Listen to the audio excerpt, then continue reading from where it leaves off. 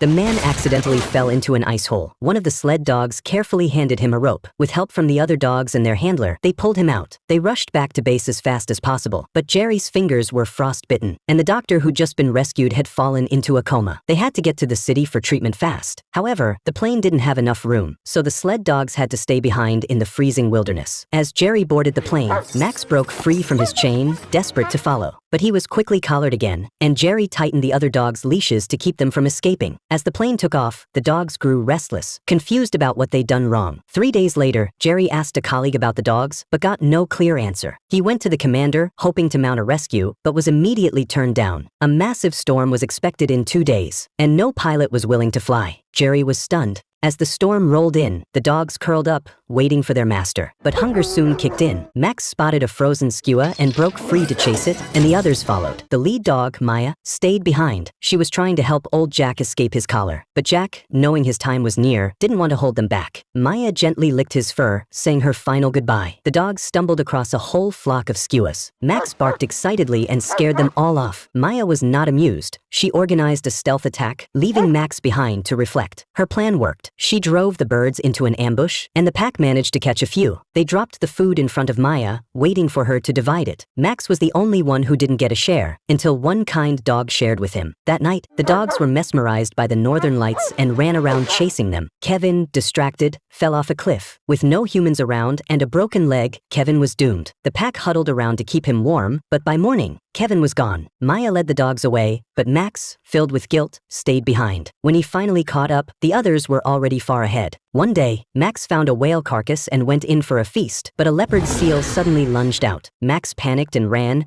but then heard barking. Maya and the others had returned. Max grabbed a chunk of meat to lure the seal away, while the others swarmed the whale for food. But the seal came back and bit Maya before being driven off. The dogs finally ate their fill, but Maya couldn't stand. From that moment on, Max led the search for food, but still brought it back to Maya for her to divide. Maya, limping, gave it back, wanting the younger dogs to have a better chance. One by one, the others placed their share in front of Max, asking him to lead. From loyal as ever, placed the food back in front of Maya. After much effort, Jerry finally convinced the doctor to charter an icebreaker. They returned to the base. 180 days later, most of the dogs had already left, except for old Jack, who had died there. Suddenly, barking echoed from the hillside. The dogs had heard them and returned. Even after being abandoned, they still came back. Looking at those familiar faces, Jerry couldn't help but think, if only Maya and old Jack were here too. Just then, Max bolted toward the hill. Jerry followed, and behind the slope, he found Maya's motionless body. But then she moved. Jerry reached out and realized, with joy, that Maya was still alive.